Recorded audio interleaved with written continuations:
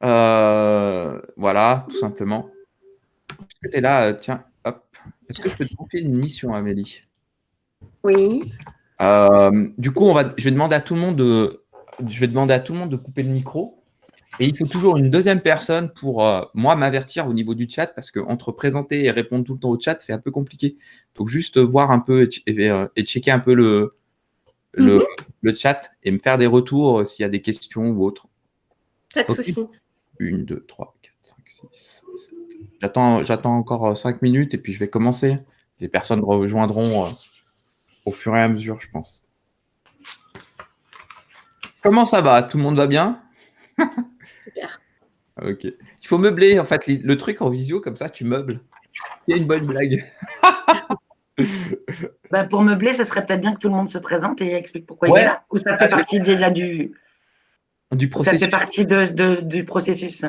Ouais, bah du coup, oui. L'idée, c'est ouais. Alors, ensuite, on n'est pas nombreux, donc on peut en profiter. Ouais. Du coup, moi, ce que je vous propose, c'est que je vais cadrer quand même le fait qu'on se présente. Alors, on va se présenter en 3 temps, si ça vous va. Comme ça, on gagnera aussi en présentation. C'est qu'on va dire qui on est, un peu ce qu'on fait aussi d'un point de vue plutôt professionnel et peut-être partager une passion, si ça vous va. Ça vous va? Voilà, toujours en 3 temps. Alors, moi, je vais commencer, j'allais me faire une présentation par la suite, mais allez, moi, je m'appelle Ismaïl.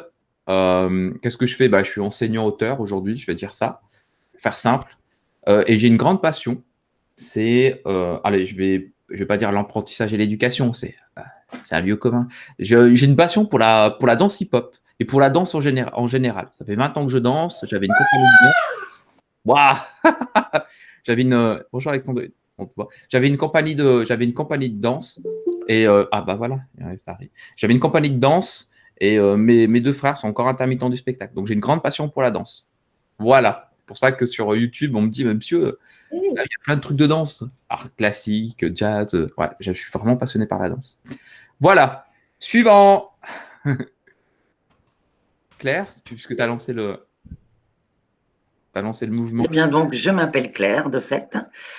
J'ai 50 ans. Je suis de et à Bruxelles. Je suis maman d'une jeune fille qui s'appelle Rebecca, qui a 19 ans, qui est en 2e bac en psycho et pour qui tout se passe bien. Donc, c'est absolument pas pour elle que je suis là. Au niveau professionnel, je suis coordinatrice d'un projet pour des jeunes en décrochage à la Cité des métiers de Bruxelles. Et c'est donc en tant que pro que je suis là, et pas en tant que maman.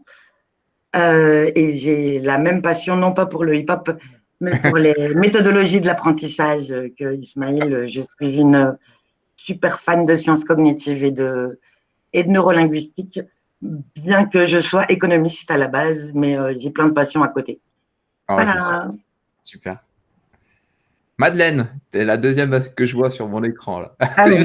Alors, Madeleine Limondin, moi je suis psychologue. J'ai travaillé 30 ans à Lyon, c'est comme ça que je connais Ismaël. Et donc je suis dans le domaine de l'éducation et ma passion, c'est les personnes à haut potentiel. C'est venu comme ça. Donc maintenant, je fais du diagnostic et du suivi d'enfants, d'ados, d'adultes. Les jeunes scolaires ou étudiants ont un tas de problèmes de méthodologie et c'est ce qui m'amène ici. En plus, Claire, ça m'intéresse beaucoup parce qu'il se trouve que j'ai une fille qui est mariée à un Belge qui habite Namur, qui travaille à Bruxelles. Et donc, ma question, c'est à propos des enfants à haut potentiel, parce qu'apparemment, en Belgique, ça ne se passe pas comme en France et on a du mal à avoir des réseaux. Donc, si vous avez des connaissances sur la question, je suis vraiment preneuse. Avec plaisir. Alors, je te suggère, ou je demande à Ismaël, je ne sais pas si il peut nous donner à l'une l'autre nos adresses mail. Et on se fera un petit Google Meet à deux une autre fois. Tout à fait. Pour pas polluer la réunion ici. Comme quoi, les occasions. Avec plaisir. Merci. Moi, ça me va, ouais. Je vous mettrai toutes les deux en relation. On le fait après, si ça vous va? Bien sûr. Oui, bien sûr. À la fin, ok. Voilà. Alors, je mets Claire et Madeleine. Et donc, moi, maintenant, je suis sur Chambéry, en Savoie. Eh ben, super. Parfait. Voilà. Ça sert à ça aussi. C'est ce que je voulais, moi, dans l'académie. Enfin, je vous en parlerai après, mais c'est créer des relations comme ça et du réseau. Ça me va très bien, moi. C'est vraiment une des missions que je veux m'accorder en plus. Caro, à toi. Alors, moi, c'est Caroline. Je suis apprentie. Je prépare un CAP APR, agent polyvalent de restauration. Et ma passion, c'est la danse. Ouais, bah, top. Top. On va aller vite. Suivant, Stéphanie, si tu veux prendre la parole, ou pas, aussi, ou par chat aussi, peut-être ça peut intimider certains. Stéphanie? Ah, Oui, oui, voilà. Moi, c'est parce que je suis désolée. Bonjour à tous. Il y a un peu de bruit de fond à la maison, donc comme ça, vous me voyez. Je sais pas si je mets la caméra. Je me vois pas, donc voilà. Bonjour tout le monde. Donc moi, en résumé, j'avais donc découvert Ismail avec déjà un premier mail. J'avais trouvé la formation très sympa. Je suis prof dans le secondaire en Belgique et je suis coordinatrice d'un degré, un peu comme Claire pour les élèves en décrochage et tout ce qui est outils pour les aider à retrouver la motivation. Donc voilà, c'est pour ça que je me suis réinscrite ce matin. ok, bah, super. Merci. Merci à toi. Alors, inconnu, est-ce que, j'ai pas le nom, c'est marqué inconnu, je suis désolé. Est-ce que, ouais, oh, salut. Est-ce que tu veux prendre on va se tutoyer, ça sera beaucoup plus sympa, puisqu'on est de toute façon, on est entre nous. Est-ce que tu veux te présenter, s'il te plaît?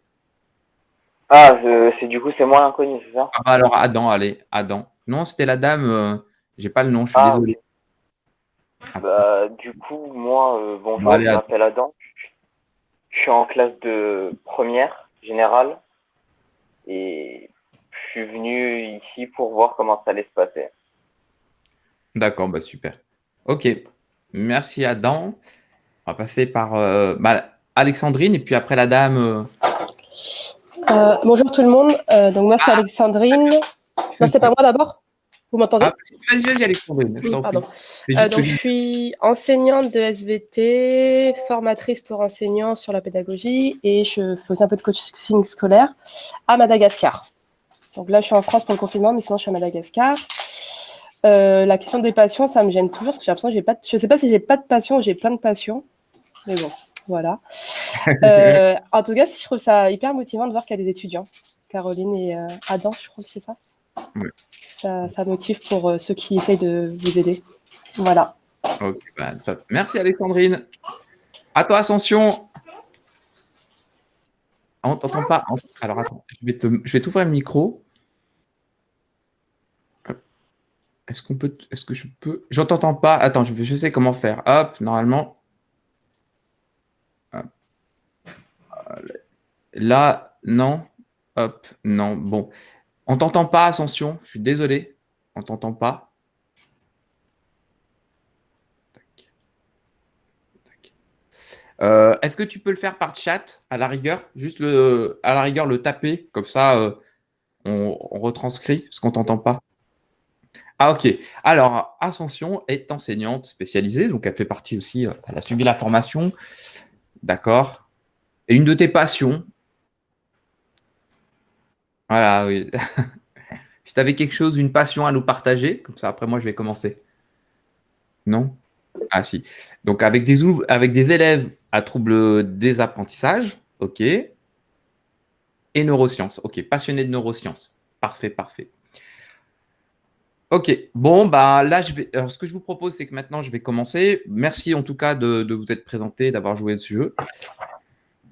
Je vais vous demander de couper les micros de façon à éviter ce qu'on appelle le bruit pédagogique ou le bruit des conférences. Alors, ils ont trouvé un nouveau terme, ils appellent ça le bruit en ligne. Ok. Micro bloqué. Parfait, parfait. Littérature. Ok. Je vais confier à Amélie, qui est là aussi pour m'aider, à vous répondre en chat si vous avez des questions ou autres. Et puis moi, je vais dérouler la conférence. À la fin, on ouvrira les micros et on échangera. Ça vous va? De toute façon, j'ai une trame qui est très claire, vous allez voir. OK? Allez, c'est parti. C'est parti. C'est parti. Donc, je pense qu'il y aura d'autres personnes qui vont venir nous rejoindre par la suite.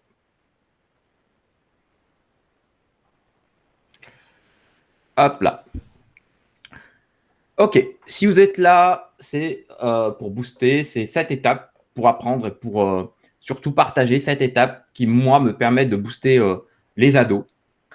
Et donc, normalement, on avait fait un test. C'est est-ce que vous m'entendez correctement? Et là, je vais laisser Amélie répondre, mais normalement, c'est tous présenté. Et ça, normalement, c'est bon. Et normalement, vous me voyez correctement. Ok, super. Il va falloir que vous vous coupiez de vos distracteurs, prendre des notes. J'invite aussi les personnes à toujours donc, se couper des distracteurs auditifs, visuels, physiques et cognitifs, c'est-à-dire tout ce qui peut vous perturber au niveau de votre concentration, et aussi avoir de l'eau pour pouvoir s'oxygéner. Donc, à la fin de ce webinaire, bien sûr, je vais vous proposer quelques cadeaux, quelques bonus qu'on verra à la fin et dont je vous parlerai. OK? Alors, j'aimerais savoir si je suis au bon endroit.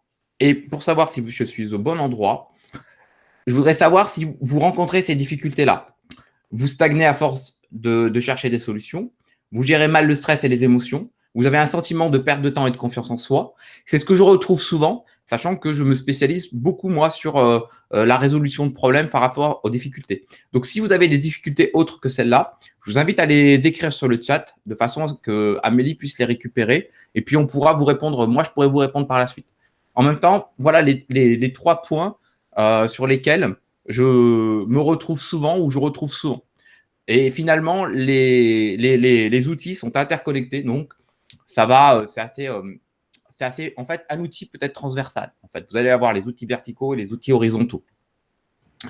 Et là, je vais vous demander de participer parce que je suis beaucoup dans la pédagogie active. Donc, je vais vous demander de participer. Qu'est-ce que vous voyez en premier lieu, là, très rapidement? Alors, vous pouvez mettre sur le chat ce que vous voyez tout de suite. Quelle est l'image que vous voyez? Alors, sans réfléchir, vous me dites ce que vous voyez en premier lieu. Ok, Caroline fait la tête. Stéphanie, le visage. Ok, MapMonde. Ok, un visage. Visage, chevelure. Ok, en premier, j'ai vu des continents. Deuxième, des visages. Ok, Alexandrine, ça va très vite.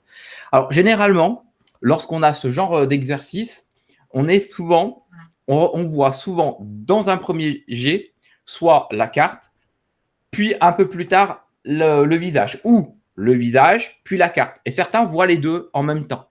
Ce qui se passe, c'est que votre perception peut vous figer dans votre interprétation du monde. Voilà la première réflexion. Donc, la première des choses à faire, c'est par rapport à un apprenti sage dans ses apprentissages, vous allez devoir changer votre manière de voir les choses. Pourquoi? Parce que ça évitera pour beaucoup d'être figé dans notre carte du monde et de figer l'autre dans une carte qui n'est peut-être pas la bonne. Et ça, on viendra, je vous montrerai quelques outils.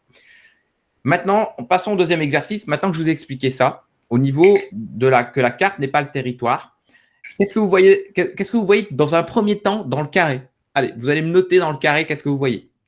Très rapidement. OK. Amélie, un point noir. OK. Un point noir, un point noir, un point noir, le blanc. Ok, super, Claire, je t'ai bien joué. Le point noir. Et bien, effectivement, Claire a tout à fait raison.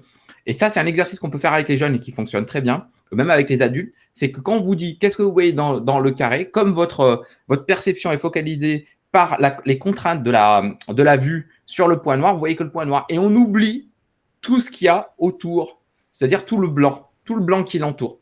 Okay, et le blanc, c'est certainement les qualités, pour moi, hein, après c'est ma vision du monde, c'est qu'on a tous un potentiel extraordinaire avec des contraintes.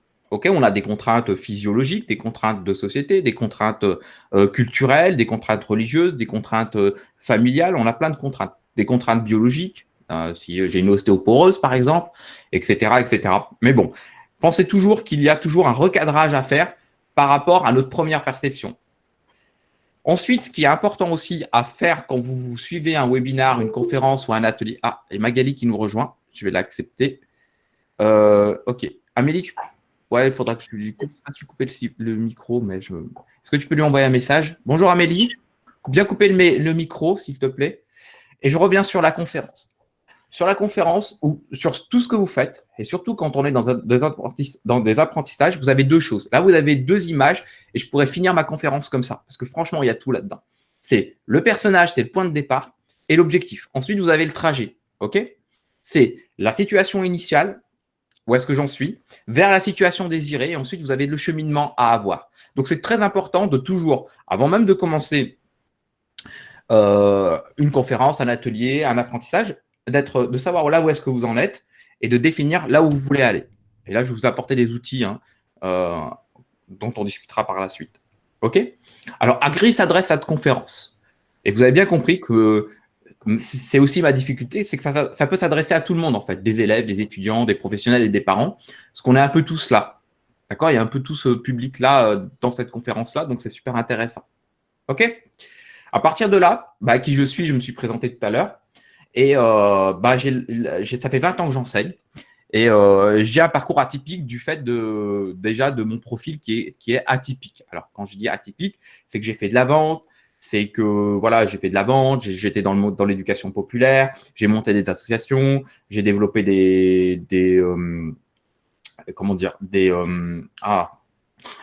dans le monde artistique, j'ai développé des compagnies.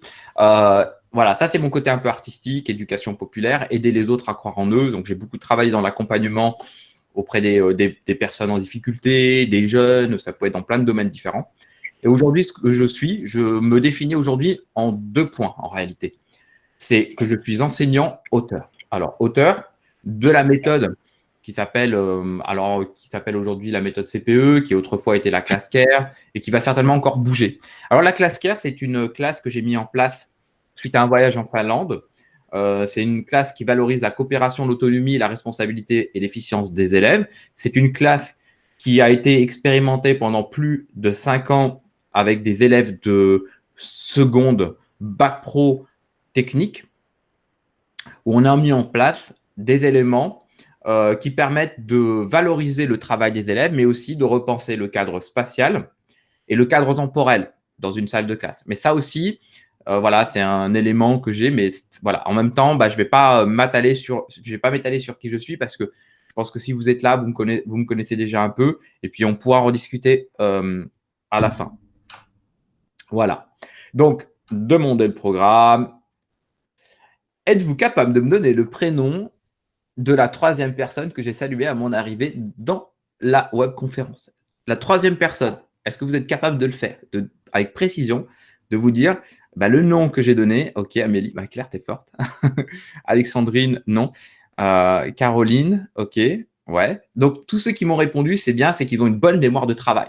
En réalité, ce qu'il faut bien comprendre et pas en avoir peur. Ok, Amélie. Mustri, j'ai des notes. Eh bien, ce qu'il faut bien comprendre, à chaque fois, je vais parsemer de clés. Ce qu'il faut bien comprendre, c'est que nous avons une mémoire de travail et que la faculté première du cerveau, c'est d'oublier. Donc, c'est juste normal de ne pas le savoir. Donc, ce n'est pas un apprentissage à long terme de savoir le prénom. Et puis, il vous faudra toujours un projet de sens. C'est pour ça qu'on peut appeler ça projet de sens, objectif, peu importe. Mais vraiment, quand je vous dis ça, si je vous repose la question par la suite, vous allez le retenir parce que vous savez que je vais vous reposer la question. Donc, c'est une notion très importante. Ce qu'il faut bien comprendre, c'est que dans les 30 jours suivant un événement, nous oublions à peu près 90% de ce que nous avons appris. J'ai pas trouvé l'étude de ça, mais on va dire que il faut bien avoir une vision globale en fait. Effectivement, on perd beaucoup d'informations lorsque on les réactive pas. Alors là, c'est plus une recherche qui a été validée par Wilfried Pareto, qui dit que généralement, il y a un taux d'assimilation des informations qui chute à 80%. Et actuellement, des études en neurosciences, en neuroéducation sont menées. Et il n'y a pas plus tard que 2 ans, suite à ma formation en neuroéducation, avec Steve Masson, pour Claire, toi qui aimes bien la neuroscience et pour ceux qui aiment bien la neuroscience, et lui, on est sur d'autres études que je vous partagerai, bien sûr, mais là, ce n'est pas le propos. Ce qui est intéressant, c'est de revenir sur la courbe de l'oubli de Hermann et Ebbinghaus. Alors, Hermann et Ebbinghaus, au 19e siècle, en 1984, a défini ce qu'on appelle une courbe de rétention de l'information, où il apprenait des mots un peu de manière aléatoire, et sur 1 jour, 2 jours, 3 jours, il regardait ce qu'il était capable de restituer en termes d'information, et il s'est rendu compte que très rapidement, alors on n'a pas le temps là, mais là je vais vous le mettre là normalement, au bout de 24 heures, s'il n'y a pas des rappels réguliers, la courbe est exponentielle, décroissante. Donc, on oublie très vite en réalité. Donc, il faut réactiver régulièrement avec des stratégies et des méthodes. La stratégie que j'ai développée, moi, c'est la stratégie 1358. 1 jour après, 3 jours après, 5 jours après, 8 jours après. Et c'est la méthode qui marche le mieux avec mes élèves, en tout cas. Voilà. Donc là, c'est une méthode que j'ai récupérée sur Internet. Là, ils disent 24 heures, une semaine et un mois. Ça marche aussi. C'est à vous aussi, en fonction de votre capacité à pouvoir retenir l'information. On a vu que sur les tests, on n'est pas toujours égal au niveau de la rétention, notre capacité de pouvoir retenir l'information. OK? Donc, la loi de Pareto, elle est très importante. Donc, 20% des efforts rapportent 80% des résultats. Donc, focalisez-vous très rapidement sur tout de suite l'essentiel. Maintenant, je vous donne une clé de neuroéducation puisque certains s'y intéressent. Au niveau de la dyslexie ou au niveau des cerveaux dits atypiques, il est très important d'expliquer aux jeunes tout de suite ce qu'ils doivent retenir et tout de suite les pièges qu'ils vont avoir. Donc, OK, ça, vous le faites tout de suite. Et à la fin, vous le redites. Il y a eu tel piège. Et il va falloir que tu retiennes ça. OK? Uniquement ça. En une phrase simple, précise et concise. Ça va leur permettre déjà de se sécuriser et ça va leur permettre d'avoir un plus grand taux d'information, de rétention de l'information. OK? Donc voilà. Donc l'idée, c'est tout de suite. Là, vous avez vu, j'utilise des facilitateurs graphiques, de noter tout de suite les informations, de surligner tout de suite les informations qui sont essentielles. Un sujet apprenant ne peut faire des acquisitions, développer des capacités et des savoirs que dans le plaisir. Alors là aussi, j'ai mis ça. Et c'est un sujet à discussion. Vous le mettez dans votre tête et puis on en rediscutera. Pour ceux qui aiment bien la neuroéducation, je vous invite à aller chercher des informations dans les travaux de Carol Dweck. Carol Dweck. OK? Je vous donnerai les informations à la fin si vous avez besoin. OK? C'est le not yet.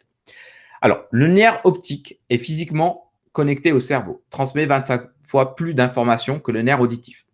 Et là, c'est très important de bien comprendre comment est câblée notre vision. Pourquoi? Parce qu'on a bien vu que tout à l'heure, nous avions les premières perceptions que nous avons, c'est des perceptions, enfin les premières, non, des perceptions très importantes que nous avons sont autour de la vision. Donc, vous devez faire très attention à ce que vous percevez. OK?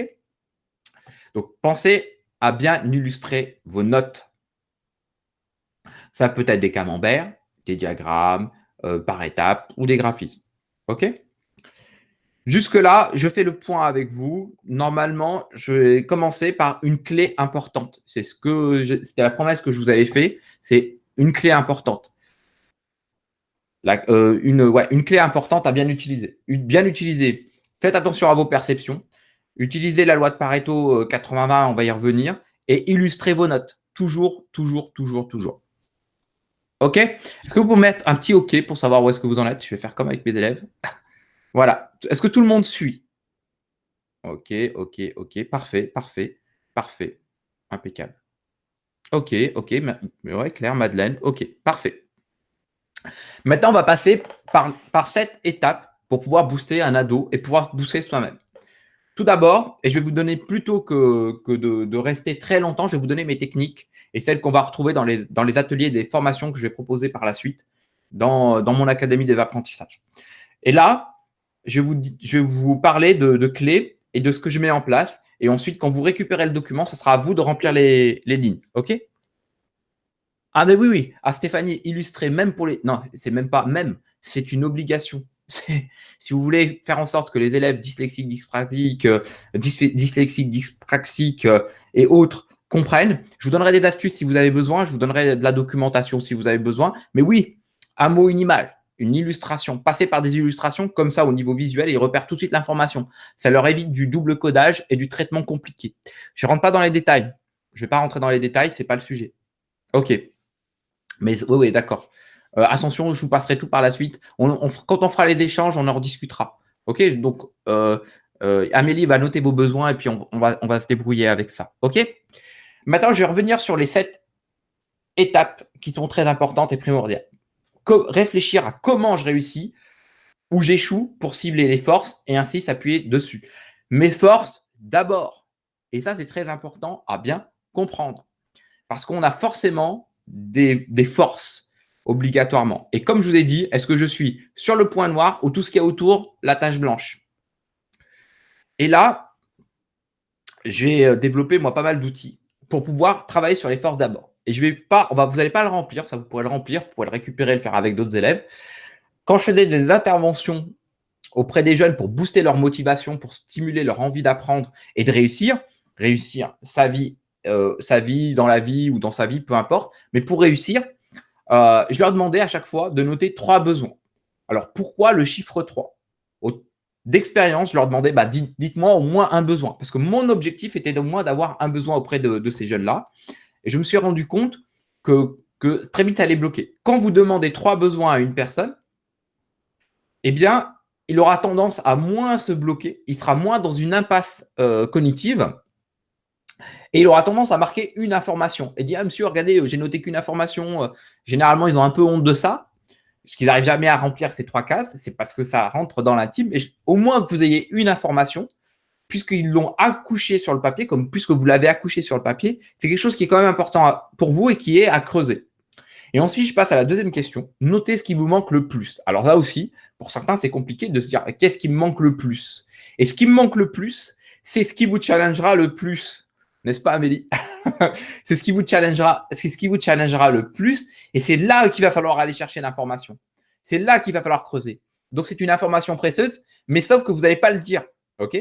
Alors, quelle est votre grande source d'information quand vous demandez à ça aux jeunes? Alors, généralement, ils vous notent Messi, des footballeurs. Et c'est là où il y a aussi une croyance qui a tombé, c'est que quand tu leur demandes ça, il y a souvent mon père, mon oncle, mon grand frère, ma grande sœur.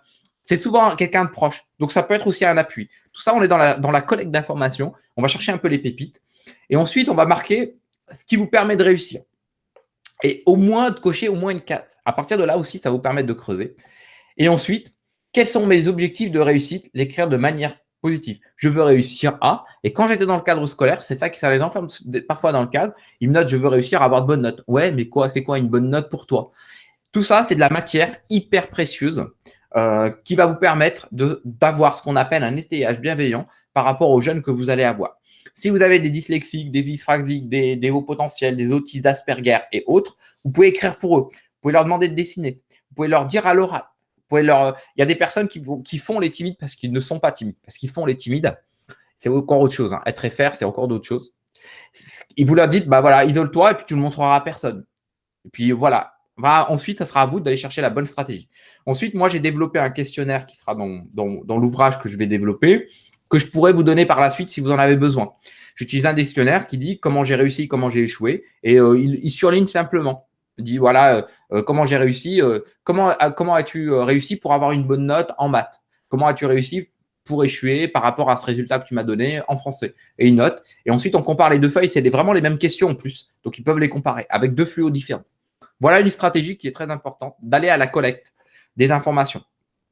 Et vous pouvez donner ça aussi en exercice à un jeune, d'aller chercher pendant une journée. Alors, c'est ce qu'on appelle la matrice de Johari. Je ne rentre pas dans le détail aussi. C'est qu'est-ce qu'on dit de moi? Qu'est-ce qu'on dit de moi que je ne sais pas? Qu'est-ce que je dis de moi et que je ne sais pas? Et qu'est-ce que je dis de moi que je sais? OK? C'est toujours des cadres de perception. Et donc, c'est très important au départ, avant de vouloir commencer quoi que ce soit, d'être dans cette collecte de données. Une fois qu'on a ça, il va falloir que vous soyez en accord avec vous-même pour être smart. Et là, c'est très important. C'est pour baliser des étapes pour pouvoir arriver à votre objectif. Alors, la méthode d'accord, c'est moi qui l'ai créée. Mais vous allez voir, elle est très simple et très simple à expliquer. C'est un acronyme qui va dire déjà une décision. Et dans ma méthodologie, moi, je passe tout de suite. Alors, une décision, qu'est-ce que tu décides maintenant? D'accord? Ensuite, alors je vous donne l'acronyme, donc à vous de le noter. Si vous en avez besoin, je vous le redonnerai. Mais voilà, qu'est-ce que je décide moi maintenant? Déjà, on est déjà dans la responsabilisation.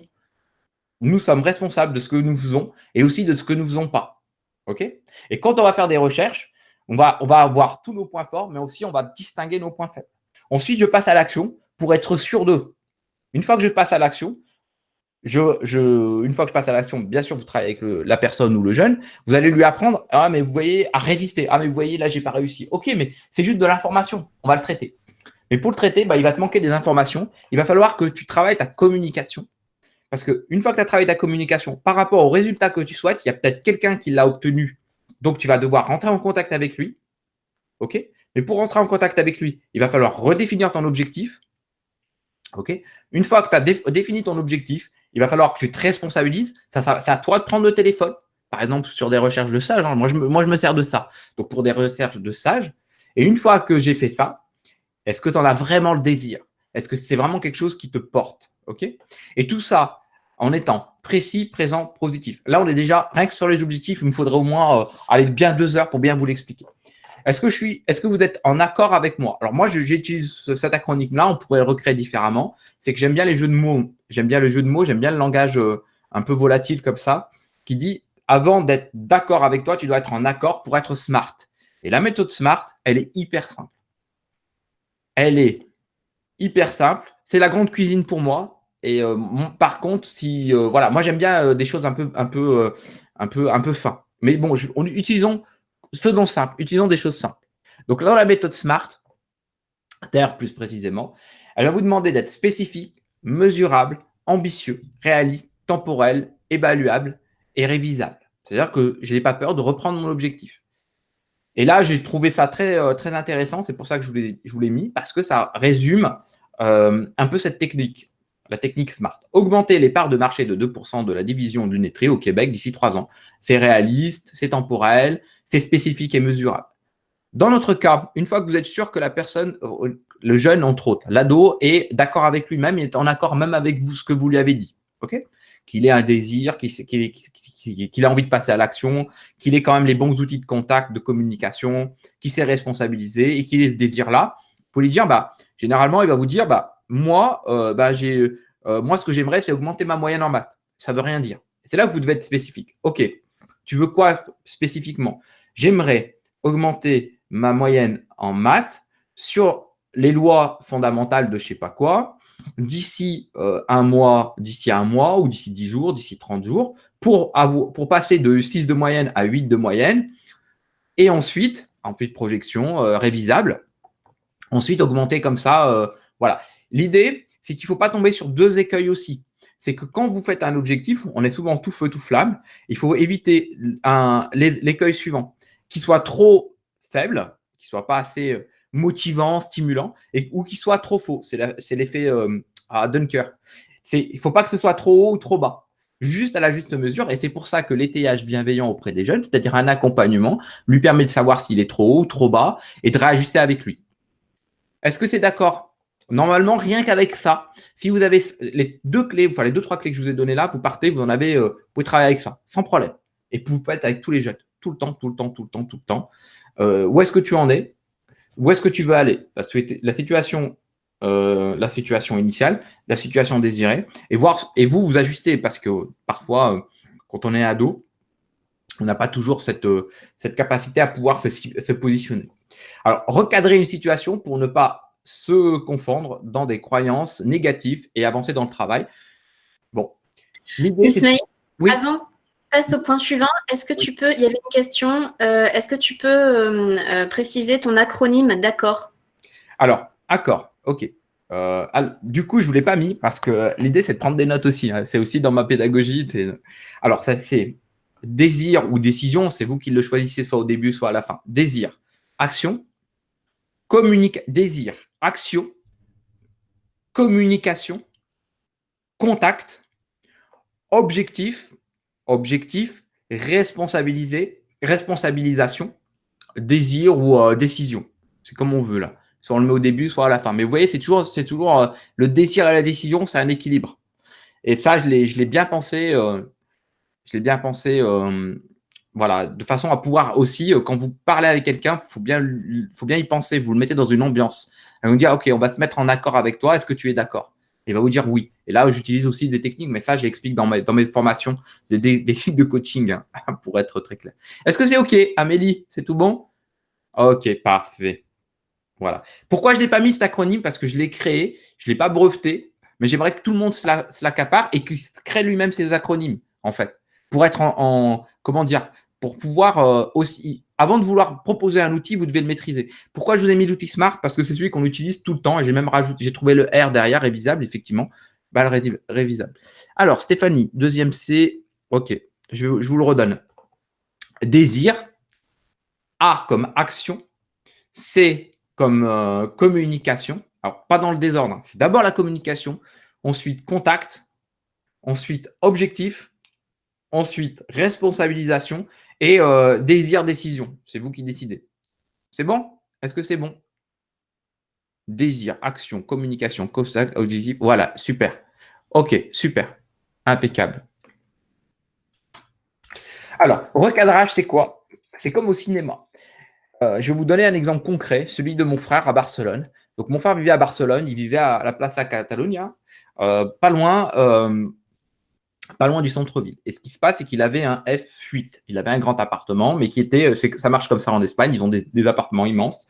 Et il vivait seul dedans, et il n'avait pas forcément les moyens, même s'il travaille dans une école, justement, avec des jeunes en difficulté. Donc, enfin, les chiens ne font pas des chats.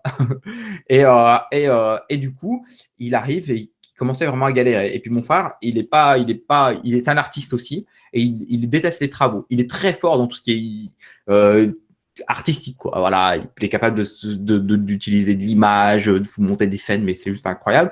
Mais alors, tout ce qui s'agit de travaux, pourtant, il est très bon, enfin, il pourrait être très fort là-dedans, mais ça l'intéresse pas. Il dit, ouais, mais ça m'embête. Moi, j'arrive, il me dit, tu vois, c'est pas aménagé, c'est pas joli et tout. Et puis, je lui pose la question, je lui dis, mais ça, c'est ta façon de voir les choses. Pourtant, qu'est-ce qui a fait qu'à un moment donné, tu sois là? Oui, mais tu vois, là, je suis pas loin du centre, c'est super. Je lui dis, mais quel est l'avantage? Quel est l'avantage que tu peux tirer de ton appartement? Ouais, mais il n'y en a pas, il est grand. Je lui leur pose la question, quel est l'avantage? Ok, qu'est-ce qu'il a comme avantage? Oh, il y a plein de chambres. Ok, donc quand tu as une chambre, tu veux dire qu'il y a des personnes qui peuvent loger dedans. Est-ce que ça t'embête d'être… Et voilà, j'ai recadré la situation. Et c'est toute la questiologie et c'est tout le travail de recadrage. Et ce qui s'est passé, c'est que, écoutez bien, c'est un truc assez impressionnant. C'est que au moment où il a commencé à se dire, ah ok, c'est cool, mon appartement, je peux le mettre en location, il a commencé à prendre des personnes en colocation qui travaillaient justement dans… Je lui dis, mais attends, on va recadrer aussi la situation, qui travaillent dans le bâtiment. Et c'était l'époque où il y avait le lancement de Airbnb. Et il gagnait 3 000 à 4 000 euros par mois juste en colocation sur des périodes estivales. C'est ça un recadrage en fait. Notre difficulté peut être une grande force. Et on peut faire ça avec les timides. On peut faire ça dans plein de choses en fait. Voilà, la persévérance, dire voilà, quand tu es 10, tu as une persévérance, etc., etc. Quand tu es timide, parce que tu développes, tu te tais. Donc tu développes ta capacité à pouvoir écouter. Tu développes ta capacité à pouvoir mieux percevoir les choses que des autres. Alors quand tu prends ta parole, elle va être juste. Mais bon, ce qui te manque, ton point faible, c'est ça. Donc, on va le retravailler. Est-ce qu'il existe des techniques? Voilà. Donc, le recadrage, c'est un outil extrêmement puissant. Là aussi, il faudrait passer du temps pour bien vous l'expliquer. Et surtout que ça passe par de la questiologie et de l'entraînement. OK? Le recadrage, j'ai des outils, mais vraiment super intéressants. Et ça vient de l'école de Palo Alto, si vous voulez. Et c'est un élément qu'ils ont mis en avant. C'est tellement simple. Recadrer. Est-ce que c'est vrai? OK. Alors, recadrage, comment je m'en sers à l'école? Monsieur, je suis nul, j'y arrive pas. Ok. Ça, et je pose la question, mais tu n'y arrives pas. Donc, quand tu dis que tu n'y arrives pas, tu n'arrives pas à tout. Oh, ouais, j'y arrive pas à tout. Ok. Mais ça, qu'est-ce que c'est? Ah, bah, ça, c'est un disjoncteur. Ok. Donc, déjà, tu arrivé à me dire ce que c'était. Ah, bah, ouais. Mais comment ça se fait que c'est toi qui l'as posé là? Ah, oui. Donc, tu n'arrives pas à tout, mais tu arrives à poser. Donc, et je fais aussi ce qu'on appelle donc, quand on fait le recadrage, ce qu'il y a de bien, c'est qu'on casse des schémas tout de suite avec la questiologie. Mais c'est à eux de cheminer. Ça va? Donc, des outils très puissants. Pensez à recadrer. Tout le temps. Ensuite, ça devient un réflexe même dans la vie de tous les jours. Ça vous évitera une bonne gestion des émotions. Alors, c'est là où on arrive, on a recadré et tout. Et puis, parfois, on est dans des situations de stress et d'émotion. Là, pareil, il existe des super outils. Et ils sont tellement simples. Et là, je vais utiliser des outils qui viennent du mindfulness, mais aussi pas de la discipline positive, mais enfin bref. C'est des outils qui sont très simples. Quand vous avez un ado ou quand vous avez un jeune, vous allez lui demander simplement de mettre la main dans. Alors, du coup, il a une émotion désagréable. Déjà, la première chose, que ce soit en émotion et en stress, vous devez être capable, et ça, c'est dur, hein, mais j'ai trouvé une technique, moi, pour les repérer, c'est de repérer les émotions. Vous allez avoir des émotions agréables et des émotions désagréables. Le premier élément, c'est d'être capable de poser un mot à vos mots. M-O-T-A-U-M-O-X. Et rien que ce travail-là vous découpillera des situations juste incroyables. Déjà, posez un mot à vos mots. Et même vous, quand vous êtes dans des situations particulières, être dans cette capacité de poser un mot à vos mots, ce n'est pas évident. Donc, plus tôt ils commenceront jeunes, et mieux ce sera. Ensuite, quand on est dans une situation de stress, vous devez bien vous rappeler qu'il y a ce qu'on appelle un soubassement biochimique. C'est-à-dire qu'il y a des molécules à l'intérieur, cortisone, adrénaline, dopamine, GABA, acétylcholine, des accélérateurs et des ralentisseurs.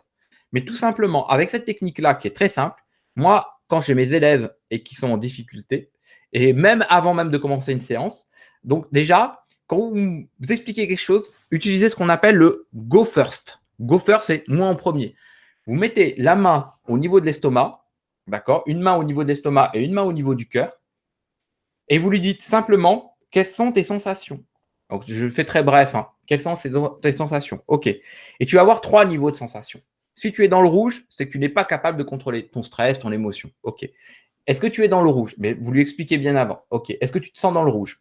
Sachant que quand on est dans une situation de stress ou d'émotion, vous avez deux états. L'état thermique et l'état dynamique. OK? Quand quelqu'un vous dit t'es nul, ou quand si vous avez votre enfant qui vous crie dessus, ou on vous crie dessus, dynamique ou thermique, qui vous dit ouais t'es nul, soit vous lui mettez une baffe, soit vous devenez tout rouge parce que vous êtes énervé. Thermique, dynamique. L'idée c'est que c'est un sous-bassement biochimique, c'est la chimie qui se crée à l'intérieur et que vous ne pouvez pas contrôler, elle arrive. Tout ce que vous pouvez faire, c'est déjà l'accepter. Donc vite, je mets la main dans le ventre et la main dans le cœur. Est-ce que je suis dans le rouge? Est-ce que je suis dans l'orange? Est-ce que je suis dans le vert? Dans le rouge, je suis incapable de le contrôler. Donc, je gonfle mon estomac et j'expire 3 fois. Respirez. Donc ça, on peut le faire dans une situation scolaire. Déjà, ça réoxygène votre cerveau. Donc, vous avez déjà maîtrisé un petit peu la biochimie qui arrive. Ensuite, une fois que j'ai fait ça, l'expression. Quand tu me dis ça, je me sens comme ça. Quand tu me dis ça, j'ai besoin de ça. OK? Sentiment, besoin, avec une demande claire. Quand tu me dis ça, je me sens. Et c'est des clés hyper importantes. Et plus ils sont petits, plus ils apprennent avec un langage, bien sûr, adapté, mieux c'est simple. Plus ce sera simple. Et même dans leur vie d'adulte. OK? Donc ça, c'est un exercice, alors du coup, très utilisé en discipline positive et en mindfulness. Et l'autre, bah, ils en ont tout le temps des méthodes, donc je les oublie au fur et à mesure. Voilà. Je vous donnerai le lien si vous avez besoin aussi des éléments. OK? Il y a une petite vidéo qui existe, qui est très sympa, qui l'explique. Bon. Donc voilà. Ensuite, en cinquièmement, une fois qu'on a fait tout ça, qu'on a vu les émotions agréables, les émotions désagréables, peur, dégoût, colère, joie, tristesse, voilà, une fois qu'on les a bien définies. Ah, j'ai oublié de vous dire une chose. Comment je fais, moi, pour apprendre, pour avoir un vocabulaire dense au niveau, parce que je viens de me rendre compte que je faisais ça, pour avoir le bon vocabulaire. Et bien, ce que je fais, c'est que j'adore les langues et j'apprends, je suis en train d'apprendre l'anglais, l'arabe et l'espagnol en même temps. Et ce qui se passe, c'est que j'ai besoin d'avoir de vocabulaire. Donc moi, je commence tout de suite par les vocabulaires d'émotion, de direction, verbe, être, paraître. Je commence tout de suite par ça quand j'apprends une langue. Et je me suis rendu compte que le fait d'apprendre mes émotions dans une langue étrangère me facilite le repérage dans les langues françaises. Essayez, ça coûte rien. En tout cas, moi, j'utilise ça. Je pense que par exemple, pour des hauts potentiels, c'est un truc génial. Je le sais bien. Voilà. Et c'est l'astuce que j'ai découvert là, il n'y a pas longtemps. Et il y a des fois des micro-réglages. Et vous dites, mais comment vous faites? Vous faites vous regardez un peu dans votre esprit comment vous faites, ce qu'on appelle la métacognition et l'introspection cognitive. Après, vous dites, mais oui, ça vous paraît évident, mais je fais comme ça, moi, pour bien apprendre. J'ai une amie qui est haut potentiel, elle parle 12 langues couramment. 12 langues couramment. 12 langues, hein. Mais elle est aussi diagnostiquée au potentiel, elle a fait des études, je crois qu'elle a passé le bac à l'âge de 16 ans. Et on discutait et du coup quand tu fouilles un peu dans la tête, mais en fait c'est même le fait d'avoir une étiquette de haut potentiel, il y a des outils qui peuvent servir, mais voilà, et on se rend pas compte en fait. Donc c'est pour ça que faire une petite pause des fois, la première étape, toute première étape, m'efforce d'abord. OK? Et une fois qu'on a fait ça, utilisez à chaque fois cette loi de Pareto, c'est que 80% des résultats sont le produit par 20% des causes. Allez chercher déjà tout de suite l'essentiel de l'essentiel. Et là aussi, j'ai une technique qui est redoutable, qui est en 3 temps. C'est l'introduction, le développement et la conclusion. Au début, qu'est-ce que je vais faire? Comment je vais le développer? Et toujours pour me servir de cette loi de Pareto et ma conclusion. Et après, je le divise encore par 3. Mon introduction, je la divise par 3 et ainsi de suite et ainsi de suite. Ce qu'on appelle les 3 x 3 x 3, qu'on retrouve dans pas mal de livres d'ailleurs, de développement personnel que j'ai pu lire. Voilà. Des clés simples à mettre en place de suite. OK? Est-ce que jusque-là, voilà, les clés se déroulent les unes après les autres, mais vous voyez un déroulement chronologique très logique pour arriver à un objectif clair. Permettre aux ados, aux personnes que l'on accompagne, d'avoir des résultats souhaités et désirés. Est-ce que c'est OK pour tout le monde? Amélie, est-ce que c'est bon? Je ne sais pas. J'ai perdu personne? L'émotion, tu cherchais tout à l'heure. Bon, c'était CNV. Alors, oui, Alexandrine, la communication non violente, non, c'est pas du tout ça. Sachant que j'ai développé un outil beaucoup plus puissant que la communication non violente, sachant que la communication non violente, comme moi, j'ai beaucoup étudié l'école de Palo Alto, j'ai fait mon mémoire autour de la communication et j'ai développé, parce que tu as la communication non violente, oui, mais tu as aussi la méthode ESPER, oui, mais tu as aussi la méthode d'analyse transactionnelle, oui, mais tu as aussi la PNL avec l'écoute active, oui, mais etc., etc. Et donc, je réponds à Alexandrine là. Et ce qui est important, c'est qu'un outil n'est puissant. Tu as le message clair. Tu as le message clair dans les écoles avec la méthode freinée. Ce qui est important, c'est être dans cette capacité de pouvoir s'outiller soi. OK? Ah, OK. Je suis désolé, Claire. C'est un peu mon débit. Donc, n'hésite pas à me dire si je ralentis, sachant qu'il y aura la vidéo, donc je pourrais te la redonner. Prends des notes, simplement les éléments essentiels, parce que tu auras la vidéo. OK, qu'est-ce que tu vas retenir à la fin? Tu auras la vidéo et le PowerPoint. Donc, tu pourras te dépatouiller et puis on pourra échanger à la fin. Ça te va, Claire? OK, je prends un peu de temps. Je suis désolé si je vais vite. OK? C'est mon mode de fonctionnement. Je peux ralentir. Je peux largement ralentir. OK? Et je veux être dans le temps aussi. Je ne veux pas trop vous accaparer de temps. Bah, parfait, je suis dans les clous. OK? En sixièmement, gérer l'information pour ne pas être submergé et ainsi être zen. Alors, c'est quoi gérer l'information? Tout simplement, je vais vous donner une méthode aussi qui est très simple. C'est pour gérer l'information. Ça, c'est toujours des étapes essentielles. En même temps, pour moi, OK. Pour moi, ce qui est essentiel, donc je vais ralentir un peu. Pour moi, ce qui est essentiel, c'est que quand on a une gestion d'information, il est important de travailler la perception. Alors, la perception, elle peut être de plein de façons différentes. On va travailler sur le visuel, l'auditif, les kinesthésiques, gustatif, olfactif, le fameux VAK-GOK. OK? V-A-K-O-G. Visuel, ce que je vois. Auditif, ce que j'entends. D'accord? Kinesthésique, ce que je ressens, ce que je touche. Olfactif, les odeurs, et gustatif, le goût. Une fois qu'on a fait ça, il va se passer des choses dans notre tête. Et dans notre tête, quand vous faites des études de neuroéducation, de sciences de l'éducation, enfin surtout dans les sciences de l'éducation, on va beaucoup parler de métacognition. Et la neuroscience, aujourd'hui, parle aussi pas mal d'introspection cognitive et se focalise beaucoup là-dessus. C'est le faisceau qui va à la conscience.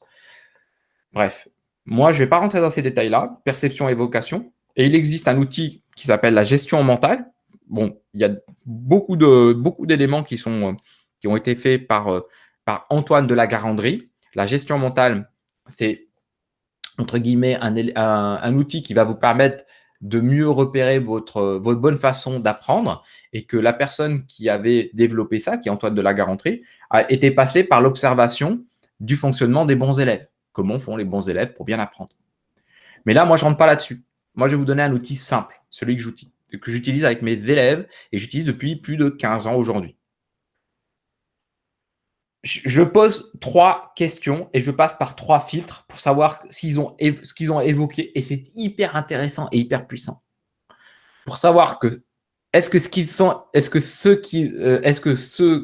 que les éléments que les élèves ont évoqués sont justes ou pas. OK?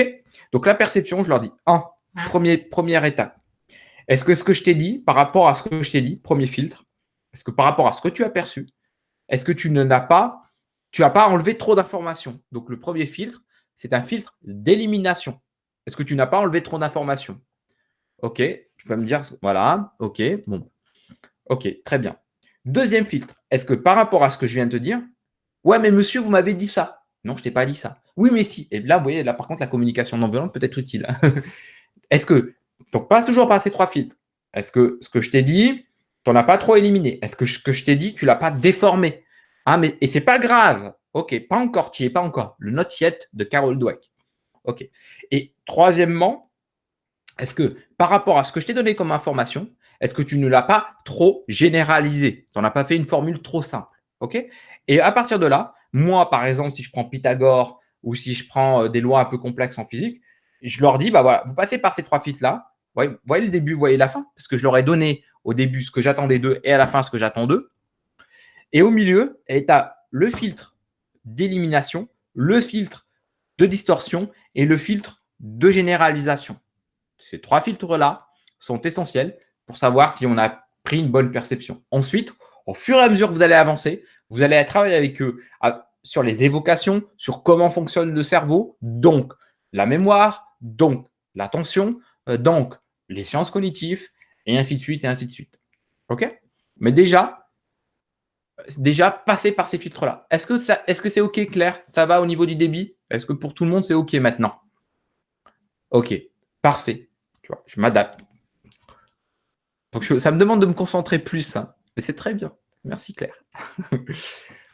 OK, maintenant, passons à cette oublier la double tâche pour gagner en efficacité et donc passer à l'action. Vous vous rappelez la méthode d'accord, action. Mais ne demandez pas à faire. Et ça, on est les champions du monde dans nos familles, dans nos vies, en politique. Ce qu'ils appellent une injonction paradoxale. La croissance négative. J'augmente, mais je diminue. Ah, mais je vais où? Double tâche, double conflit, double. Vous voyez, c'est ce double jeu. Mais on va, nous, en tant qu'accompagnateur, coach ou enseignant, comme on sait comment ça fonctionne, on va jouer en notre faveur. Une chose à la fois, on a la sagesse populaire dirait. OK? OK, super, Madeleine. Donc, oubliez la double tâche. Et là, je vais vous donner un outil qui est hyper puissant. Et vous allez me dire, oh, mais je l'utilise déjà. Ah, attendez, je vais y arriver. Vous voyez là où je veux venir? C'est comme les pilotes d'avion. Et ça, vous pouvez balancer cette image. Que font un pilote d'avion? Il est avec un copilote et ils font une checklist. Et dans la checklist, c'est dire, par exemple, faire les courses. Mais dans ma checklist, et c'est là que vous allez pouvoir travailler avec vos enfants un peu différents ou atypiques. Moi, j'aime pas dire différents, mais atypiques, ou même vous, en tant que personne, vous allez faire un truc qui va vous soulager en charge mentale, en cerveau. Vous allez dire, on va faire les courses. Et vous allez faire point par point. Vous allez définir point par point ce que vous allez faire. Et ça va vous donner… C'est chiant au départ. C'est super chiant. Mais ça vous donne un confort de travail qui est juste exceptionnel. OK? Sachant qu'une fois que c'est fait, que vous avez tellement répété, que ensuite, ce qui vous a pris 3 heures vous prend 5 minutes. En gros, pour préparer cette conférence, comme j'ai ma checklist, je sais qu'il faut que je fasse ça, que j'envoie tel mail à tel moment, que je revérifie ça et ça et ça. Et je l'ai travaillé, je l'ai écrit. Je l'ai tout écrit. Et je l'ai tout écrit. Et bien, ça vous soulage. J'envoie un mail à tel moment, etc. Je fais ci et je fais ça. Et checklist. Et de la checklist, la checklist n'est pas suffisante. Vous devez élaborer point par point les étapes pour atteindre, vous rappelez l'objectif. Voilà. Faire simple dans le complexe. OK? Normalement, si vous avez fait ça, vous voyez un peu des exemples de classes ou d'animations que je peux faire. Voilà. Donc ensuite, vous avez quelques petits outils que je vous ai mis. Tout ce que je vous ai montré, je le pratique et je l'applique. Donc c'est congruent puisque je le mets en place. Je le mets en place, c'est ce que j'explique. C'est ce que j'explique à pas mal de mes jeunes aujourd'hui. Je ne calcule pas le nombre de jeunes que j'ai pu accompagner par an. Aujourd'hui, j'aimerais bien m'orienter sur tout ce qui est accompagnement. L'action sans vision n'est qu'une perte de temps. La vision sans action n'est qu'une rêverie. Et j'adore cette citation.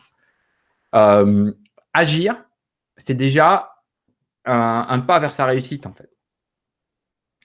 OK. Maintenant, ce qu'on a vu dans le cadre, alors là, je reste dans le cadre de la méthode CPE. Donc, je vous parlerai ensuite de l'Académie d'état apprentissage, c'est en développement. On a vu les difficultés, le cadre des croyances, le courbe de l'oubli, ça serait plutôt, donc il faudra que je modifie ça, c'est plutôt la courbe de l'oubli, 7 clés de réussite et des exemples concrets, comme je vous les ai étayés au fur et à mesure, les exemples concrets. OK? Je pense que c'est pas trop mal. Maintenant, si vous me le permettez, je vais vous présenter un peu ce que je fais, parce que c'est quand même important. Moi, ce que j'aimerais, c'est que ici, pour moi, c'est important d'équiper ce qu'on appelle un backpack, d'avoir la capacité de bien fixer des objectifs, bien travailler la motivation et la confiance et l'affirmation de soi. Ce sont mes piliers, en fait. Ce sont de grands piliers que j'utilise pour pouvoir avancer. Et dans ces piliers, je fais en sorte d'être pragmatique en utilisant des outils de mémorisation. Apprenez, comprenez, mémorisez. Et ça permet de gagner confiance en soi parce que ça nous permet de gagner en pouvoir d'agir. OK? À la fin, il y aura les questions. Donc, voilà. Alors, du coup, moi, j'ai travaillé, ça fait depuis plus de 10 ans là, que je travaille sur une méthode qui s'appelle la méthode CPE, cerveau, potentiel, éducation. Parce qu'il me fallait un triptyque, en fait. Sachant que même ça, je vais encore le modifier, mais il me fallait un triptyque pour que ce soit lisible, que ma méthodologie soit lisible. OK? Et cette méthodologie que j'utilisais pour former des enseignants ou même former mes élèves lors de mes réunions, de mes formations ou des ateliers qu'on faisait suite, comme je vous ai dit, comme je suis dans l'éducation nationale, on faisait souvent des réunions, ce qu'on appelle des groupes d'analyse de pratique.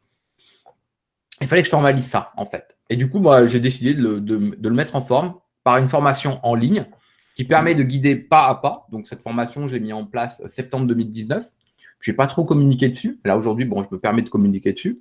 L'idée, c'était de vraiment, sur 15 jours, mettre en place des outils pratiques pour pouvoir, pour que les accompagnants puissent se l'accaparer, même les jeunes éventuellement. Mais c'est plus orienté, en fait, accompagnement parce que je suis à la base aussi formateur de formateurs aujourd'hui. OK ? Et enseignant, donc d'enseignant, ce qui est une suite logique. On devient très vite formateur de formateurs. Puis j'accompagne des jeunes qui ont le concours à mettre en place les meilleures méthodes. Enfin, je les accompagne pendant 1 an, une fois les jeunes titulaires des concours aujourd'hui. On me demande de faire ça. Je pense que je vais moins faire ça. OK. Donc, l'idée, c'est toujours de travailler sur comment faire en sorte que la personne qui est en face de moi soit expert de lui-même. La personne, le jeune que je vais accompagner, pour moi, est toujours l'expert de lui-même à son insu. Sauf qu'il est dans une situation parfois de stress, de gestion des émotions, de gestion de mémorisation. On a vu tout à l'heure les jeunes atypiques.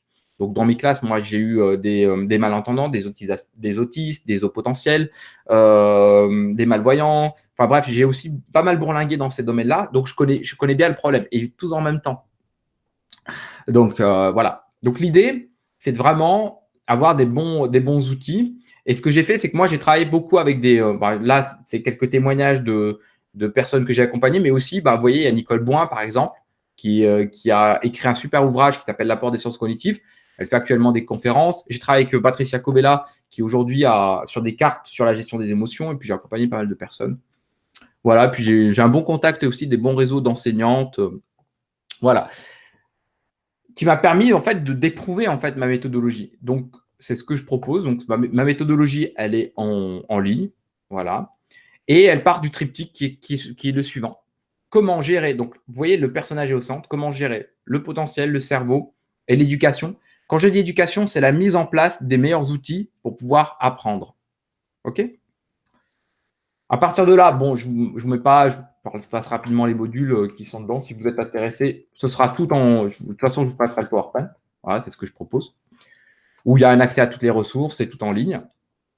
Voilà, ça c'est tous les supports que j'ai. Mais bon, c'est pas.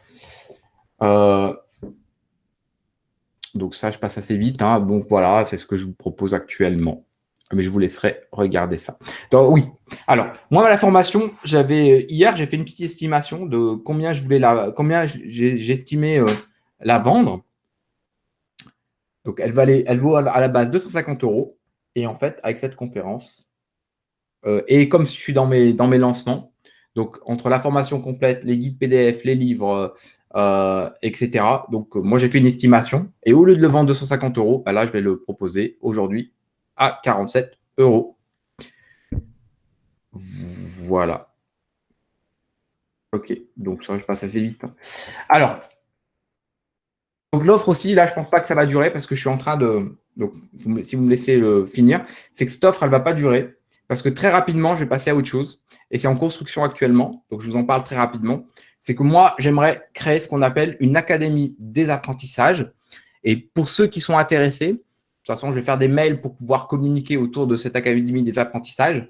Il y aura certainement un questionnaire et j'ai besoin de savoir, en fait, quels sont vos besoins, où est-ce que vous en êtes, et puis voilà, et échanger avec vous pour répondre au plus près à vos besoins. Voilà, et là, on va passer à une phase de questions-réponses, ce que je préfère. Et on va ouvrir les micros. Est-ce que ça a été? Est-ce que vous avez des questions? Ça va? Est-ce qu'on peut avoir une petite pause technique de 5 minutes?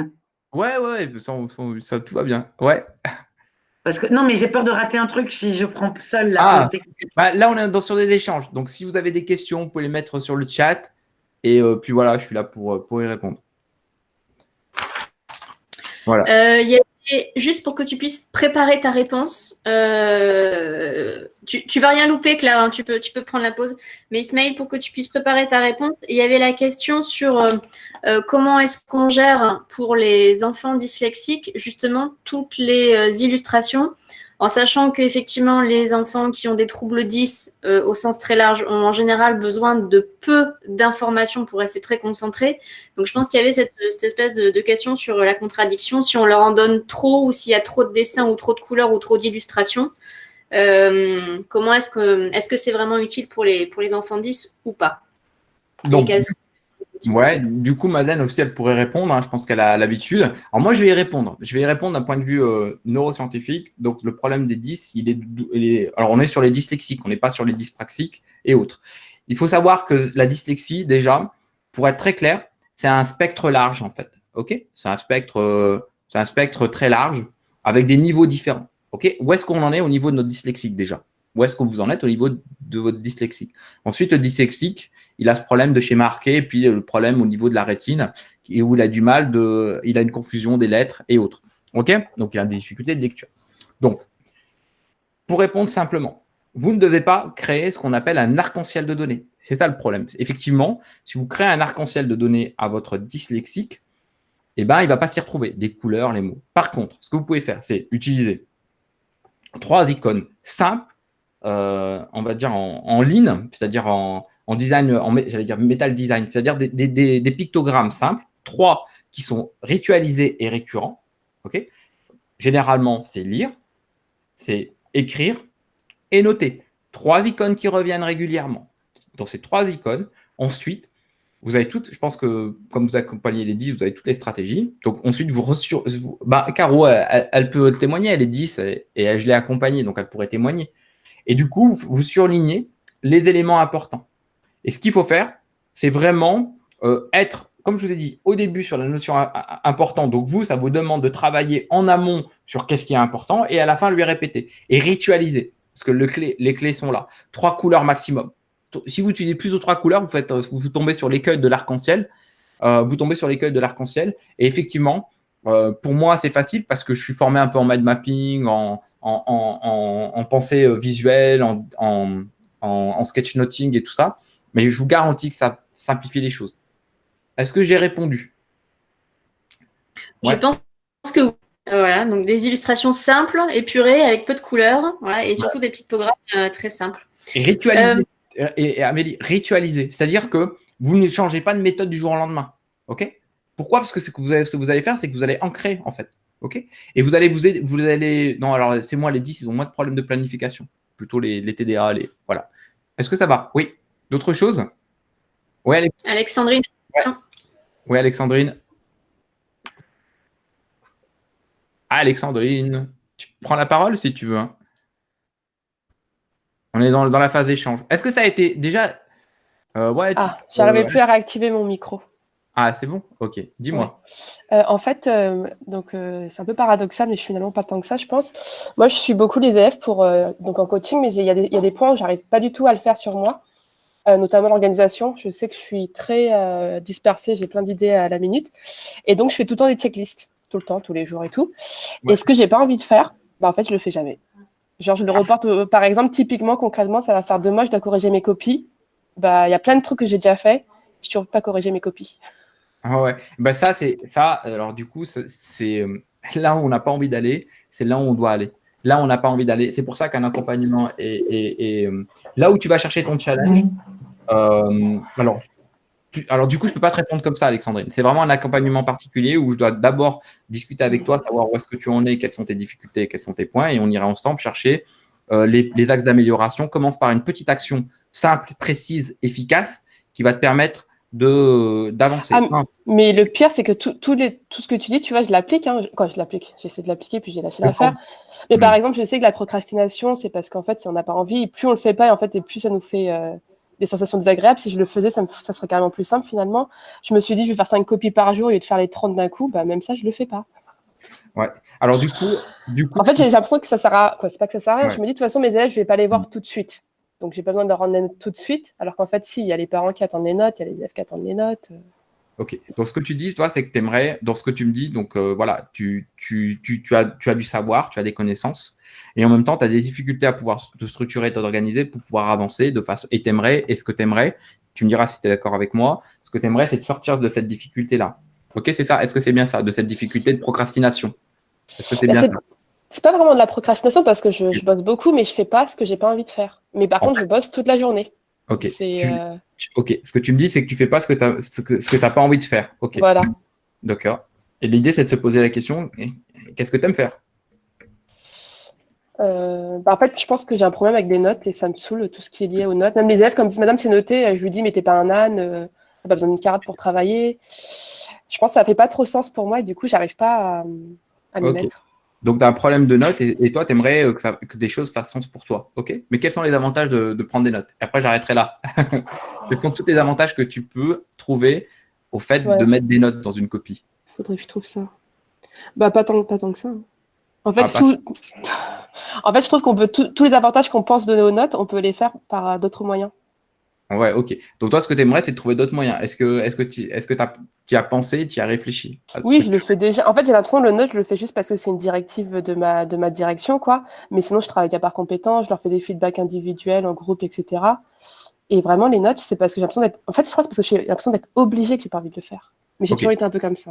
Ok. Toi, ce que tu aimerais, c'est pas être obligé de faire les choses. Tu travailles sur tes compétences. Donc, c'est déjà des choses sur lesquelles tu t'appuies. Et voilà, tu aimerais progresser. Mais je m'arrête là, Alexandrine, parce que rien que là, ça me demanderait un accompagnement un peu particulier. Mais déjà, dans ce que tu as dit, je vais faire un raccourci, je vais te prendre dans une passerelle. Là où tu dois aller, c'est là où tu n'as pas envie d'aller. Pense-y.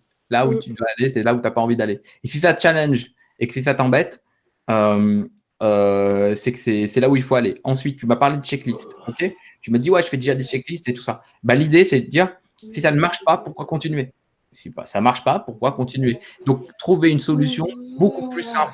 Simplifier le simple. Ok, et partir de ta difficulté et redescendre, remonter comme ça. D'accord? Ok, mais enfin bref, on pourra échanger éventuellement. Mais ça, c'est encore un truc particulier. Et ça, dans l'Académie des apprentissages, ça me permet je ferai de l'accompagnement individuel et on irait solutionner les problématiques de façon à devenir efficient face à notre problématique. Parce que je suis expert de moi-même à mon insu. Toujours. Ça va, Alexandrine? Ouais. Ouais. L'idée, c'est d'échanger. Moi, j'ai plein d'outils de gestion du temps. Les outils restent des outils. D'abord, il faut travailler soi. Ouais, voilà. Et après, on utilise. Les outils ne sont pas la compétence. Non, c'est autre chose. C'est autre chose. Faire, être et savoir, c'est encore des choses différentes. OK? L'idée, c'est pas d'être prisonnier dans son cadre, en fait. Enfin, bref, voilà. Est-ce qu'il y a d'autres questions? Oui, Claire. Ouais, Claire, dis-moi. Claire, tu peux ouvrir ton micro ou poser ta question sur le chat. Oui, le temps que j'y arrive. Ah, Madeleine est partie. Oui, dis-moi. Voilà, alors, donc, contrairement aux autres professionnels ici, je ne travaille pas dans un cadre scolaire. Donc, je travaille avec des jeunes qu'on appelle les jeunes NEET, c'est-à-dire Not in Education, Employment or Training. Ce ne sont pas des jeunes uniquement en décrochage scolaire, ce sont des jeunes en décrochage du système qui ne sont demandeurs de rien. En fait, c'est nous qui allons les chercher. J'ai une équipe d'éducateurs de rue pour essayer de les remobiliser, de leur redonner confiance en eux pour construire avec eux un projet soit professionnel, soit de retour aux études, soit de lancement en formation. Et donc, tout ce que tu donnes comme outil, c'est génial, mais c'est déjà one step further de ce que moi, de ce dont j'ai besoin. Puis, enfin, ça, c'est quand déjà, ils sont convaincus que apprendre est une solution pour eux. Okay. Et les miens, c'est ce qu'on appelle, c'est ce que les humoristes canadiens appellent les muristes, hein, ceux qui sont dehors à tenir les murs à fumer des pétards. Okay, ouais, et qui PlayStation, manga, les no life, les vrais geeks, ok. Ouais. Et donc, quand je les ai, j'utilise, quand j'arrive à les mobiliser, j'utilise le type d'outil que tu utilises. Mais il y a c'est très, très difficile puisqu'ils ne sont pas candidats à l'apprentissage. Donc, je ne sais pas si ça concerne que moi. Alors, on peut peut-être faire ça en off. Mais si ça concerne d'autres personnes que moi ici qui travaillent avec des jeunes non apprenants, non désireux d'apprendre ou dégoûtés de les apprentissages, alors peut-être que tu as des trucs à donner à tout le monde. Voilà. Ok, bah super. Merci Claire du partage. Donc, si je comprends bien, tu travailles avec des jeunes qui n'ont pas forcément envie d'aller à l'école, les muristes, qui manquent de confiance en soi. Et l'idée, c'est de travailler sur la remobilisation. C'est bien ça? Oui. Okay. Alors, je vais te dire un truc. Moi, j'ai fait ça pendant plus de 5 ans. Et je vais te dire un truc, je vais être hyper clair avec toi. C'est que moi, l'idée, c'est toujours partir de son expérience. C'est que j'ai grandi avec ces gens-là. Donc, je les connais très, très bien. Et le meilleur moyen de les piéger, et il n'y en a qu'un, et on faisait ça, et ça fonctionnait. Et je le faisais dans le cadre de mon association qui s'appelle Les Déclics. Dans Les Déclics, on intervenait auprès des jeunes. Donc, j'ai fait les quartiers nord de Marseille. Je suis allé dans le 93. Caro, tu as pu le vivre aussi. Et sur les quartiers à Lyon. L'idée, c'est de les piéger, ces jeunes-là. Et alors, du coup, c'est que je faisais intervenir un jeune, un artiste, un entrepreneur dans les salles de classe.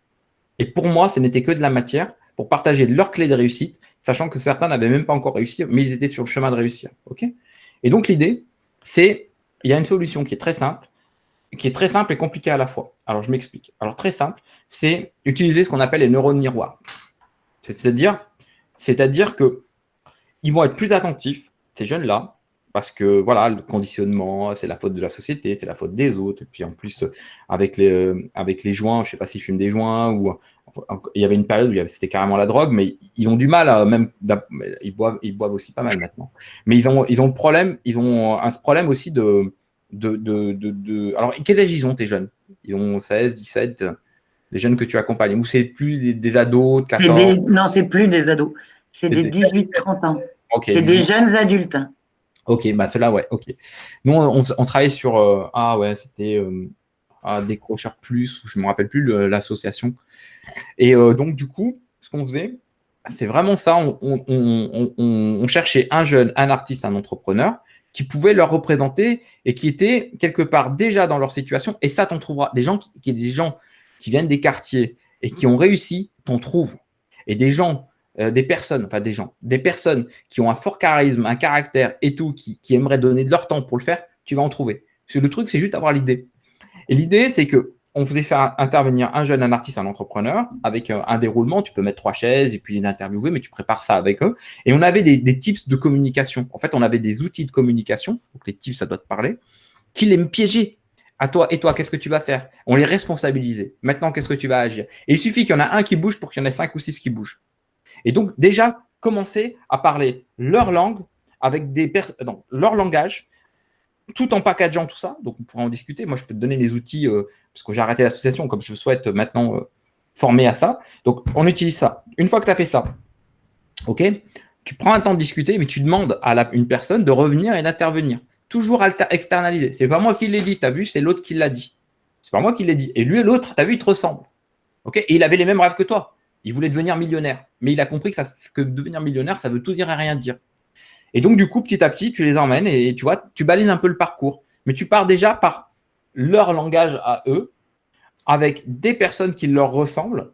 Parce que le mal qu'on a dans nos sociétés, surtout pour des jeunes issus de l'immigration ou voilà, qui me ressemblent. Et ceux qui me ressemblent ne sont pas accessibles. C'est Jamel Debbouze, c'est Mbappé, mais ils ne sont pas accessibles. Donc, c'est mieux de rêver pour moi, de rester dans mon monde.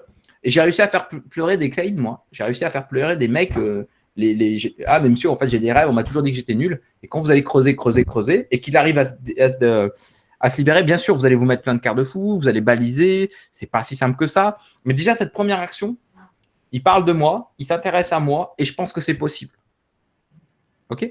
Déjà, rien que ça. Après, il y a tous les petits outils que j'ai développés, là, les livres, les cahiers, les machins, qui permettent de travailler. Mais ça, il faut en sortir. Il ne faut pas que ce soit trop compliqué. Il faut vraiment que ce soit, simple et accessible. OK? Oui. Voilà. Et un deuxième outil. Donc, ça, c'est le premier outil. Deuxième outil qui est juste génial, que j'adore, c'est on part de leur coffre, en fait. On part d'eux. Et qu'est-ce qu'ils font, qu'ils le veuillent ou non, et qu'ils adorent faire, c'est communiquer et avoir du pouvoir dans la communication. C'est des jeunes qui adorent ça. Si tu veux, nous, on disait les tailleurs, les doseurs, le sens de l'humour. Moi, je les gardais de ça. C'est très vite, tata, il y a une spontanéité, puis il y a une flexibilité intellectuelle on doit s'appuyer de ça et là-dessus. Et du coup, travailler avec eux la partie communication sans rentrer par le théâtre, parce que ouais, c'est nul, sans rentrer par la danse, ouais, c'est pour les gonzesses, sans rentrer par ces trucs-là, mais en mettant, là, on va travailler sur ta capacité à pouvoir influencer l'autre.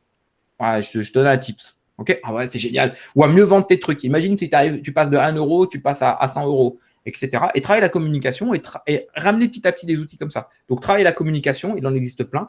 Je sais qu'en Belgique, vous êtes très actifs là-dessus. Il y a la graine des médiateurs, il y a plein de trucs, la CNV, vous avez Thomas Dazenbourg, vous avez plein de gens. Donc, ça fait depuis un moment que vous travaillez là-dessus. Donc, vous pouvez vous baser là-dessus. La gestion de la communication. Voilà. En partant sur vraiment leurs besoins à eux. OK? Et attends, il y avait la communication et l'autre axe. Le pouvoir, tu as dit? Alors, je ne sais plus. Je dis plein de choses. On regardera le replay. Voilà, mais c'est les outils qui me viennent en place. Je réécouterai. OK, parfait. Puis je reste disponible. Merci. D'autres questions. Alors, qui est-ce qui a d'autres questions? Tout va bien? Ouais? Caro? Nickel.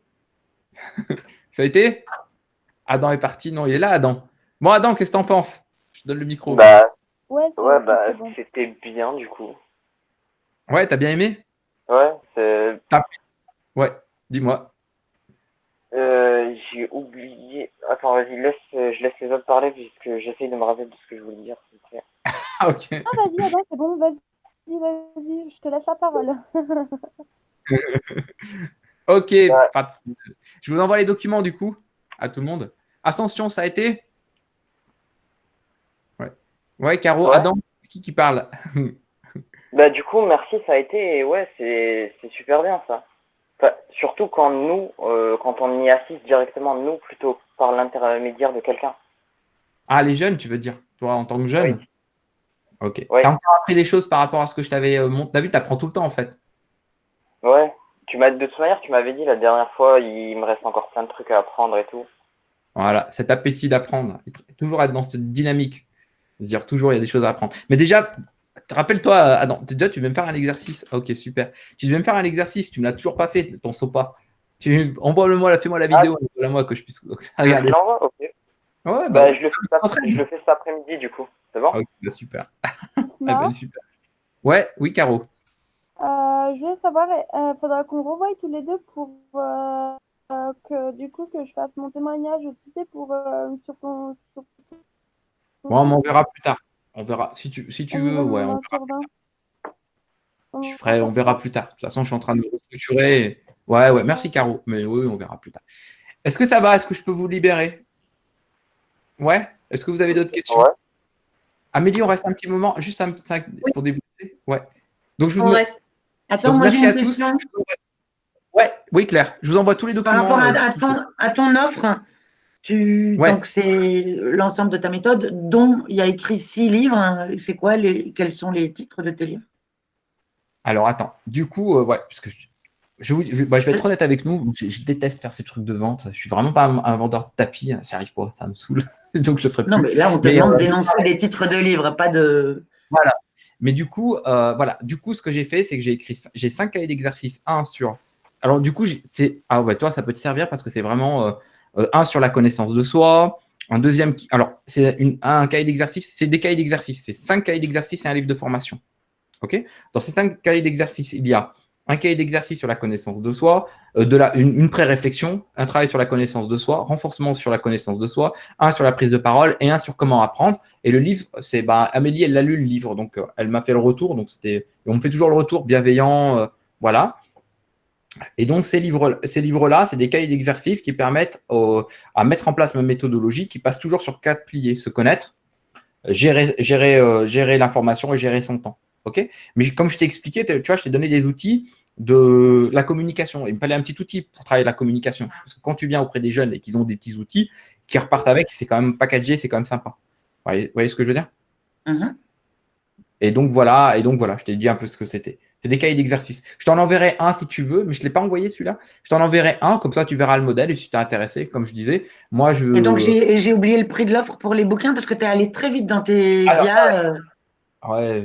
Mais c'est pour ça que je vous laisserai y réfléchir. Donc, moi, là, pour le moment, pour le lancement, c'est que je l'offre en PDF, les 5 bouquins plus le livre de formation à 10 €. Voilà, comme vous me suivez et que vous À 10 m'accompagnez. € chacun? Non, à 10 € Non, l'ensemble. non, 10 € le total. Le 10 € le total. Parce que j'ai besoin aussi que vous les expérimentiez, que vous me fassiez les retours. Donc, pour le moment, je le fais à ce prix-là.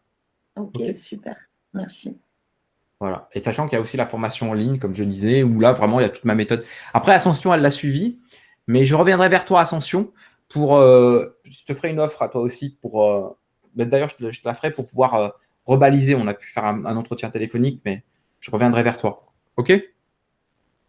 Ok, je reviendrai vers toi pour. Là, maintenant que j'ai un peu plus les pistes et tout, et je reviendrai vers toi. Très rapidement, d'ailleurs. Voilà. Est-ce qu'il y a d'autres questions? Claire, est-ce que c'est bon? Si tu veux avoir la chose, tu m'envoies un mail, je t'envoie le lien. C'est par PayPal. Ok, tu as accès Ok. directement. Non, PayPal, j'ai déjà eu des mauvaises surprises. Ok. On m'a, si ça pouvait être par carte de crédit, ce serait cool. Ouais, ok. Bah, je fais ça. Oui, non, PayPal, je dérecommande vivement. Je me suis fait voler 1 300 € en Roumanie, alors que j'ai jamais été en Roumanie, parce que j'ai payé par PayPal sur Amazon. Donc voilà, D'accord. Ok. Mais ok. je le dérecommande à Ah, chacun d'entre vous. ok. C'est pas PayPal en fait, c'est Amazon. Parce que j'ai eu 3 fois le même problème. Et c'était 3 fois 3 000 €. Donc, Non, c'était PayPal vraiment parce que Visa s'est retourné contre eux et on a suivi le truc, c'était PayPal. Ah, c'est PayPal alors. Ok. Oh, c'est pour ça. Protégez-vous. Ouais, il faut faire attention. Ok. Ok. Je vous laisse, donc je vous remercie. Je vais rester avec Amélie, ok, qui va travailler avec moi. On va bosser ensemble. Bah, merci Au à revoir tout le monde et merci. Merci, au revoir. Merci d'avoir partagé ce moment. Bon. Coucou. On est bon. Attends, Ça va? ouais, ça va. Attends, je vais couper l'enregistrement. Bon, c'était bien. Oui, c'était très bien.